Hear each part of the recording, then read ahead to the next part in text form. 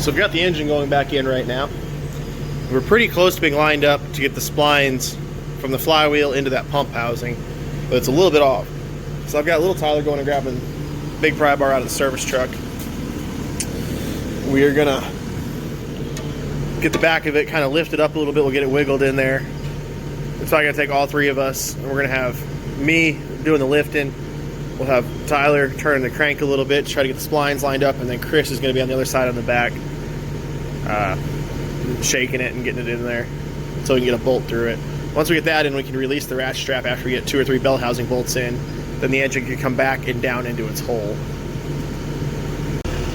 So I went and grabbed my little chain motor from the truck. We got that pulling the trans sideways. Right now we're trying to get the torque converter splined into the back of the crank. So Chris is over there watching the gap. I'm sitting here giving a little bit of shake to the front of the motor to try to get the splines on while little Tyler over there is turning the motor over. We started?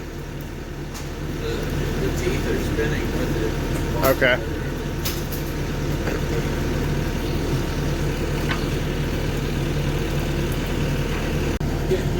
So we've been fighting to get this motor in for like a half hour, trying to get the torque converter splined into the flywheel. We've got a ratchet strap under it. I went and grabbed the little chain motor I keep on my service truck. Big pry bar, 3 people. Chris, just for fun, stood up on top of here, grabbed near the turbo and just started shaking, and it fell right together. I don't know how that happens.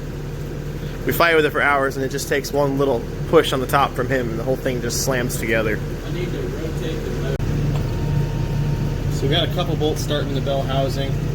It's almost pulled all the way up. We're kind of working evenly across the 4 we have so that it pulls up nice and even on there. We're using a nice DeWalt tool here when the damn battery just falls apart on it. Piece of junk. Yeah, that's gonna work real well. It was working fine when I had it. Is that the one that little Tyler keeps sending flying across the shop on accident? Yeah, I think it's the one that he's dropped like 42 times. It's only been epoxy back together like 4 times because he literally picked it up, put it on the bolt, pulled the trigger, and the whole bottom half of the battery shot off of it. That thing happened to me. You know what? We'll just hold it together here. You know you got some real quality tools when you gotta hold it together. I could take zip ties and zip tie it together when I'm... Dude, you own like 30 DeWalt batteries. Just let that one die. Use it as parts for another one. No. It still works just fine, see? You just gotta hold it. I'll glue it. I'll do something. We'll fix that. That's still good. Just order a new case for it. You can buy them off like eBay. Really? Yeah, you can buy cases and parts. There's a DeWalt store in town. You can go buy the parts for it. Huh. You didn't know that? No. It's over by the racetrack. Huh. Chris, the battery. Okay, well that worked. Do what? You're not holding.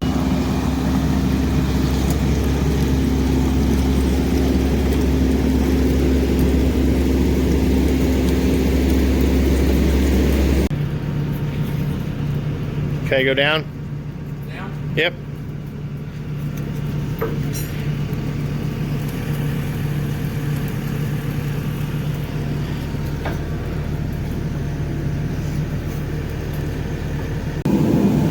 Alright, we got the cooling pack back in here. Getting ready to put the shroud over it. Once that's up here,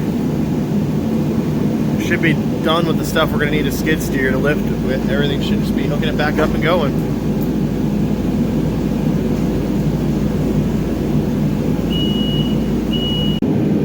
Well, I might have a swollen finger here in a minute. A bit of a miscommunication between me and Chris ended up with this finger getting pinched between this rear shell and the auto positioning forks on that skid steer. It's starting to go numb, so it's getting better. It hurt pretty good. It'll be fine.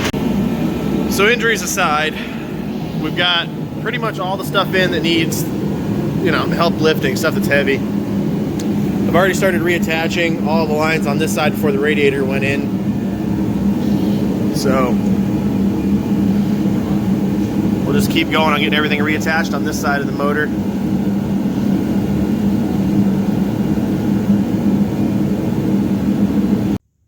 Alright, so on this side of the motor, we got the starter rebuilt because there was damage to the end of the gear on it.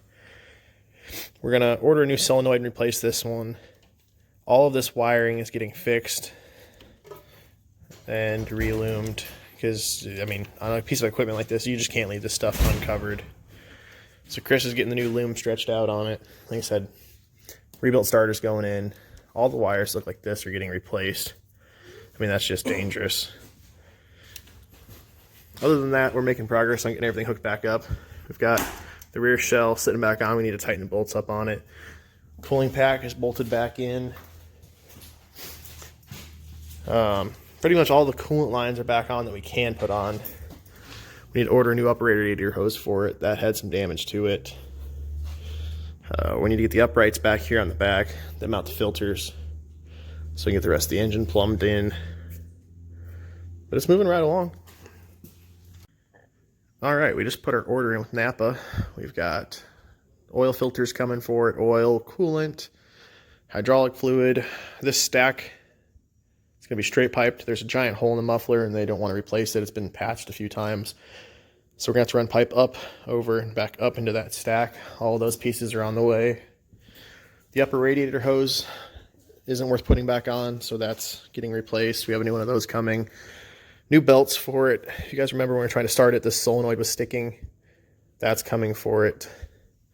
We've been replacing a bunch of the wires that look like this. And once everything's done, we've been putting it in loom so it's not just left sitting out to get damaged.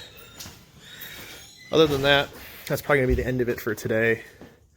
We'll hop back on it tomorrow. It's about 4 o'clock now, so by the time Napa gets our stuff together, I doubt we'll see our order today. But it's a lot closer than it was.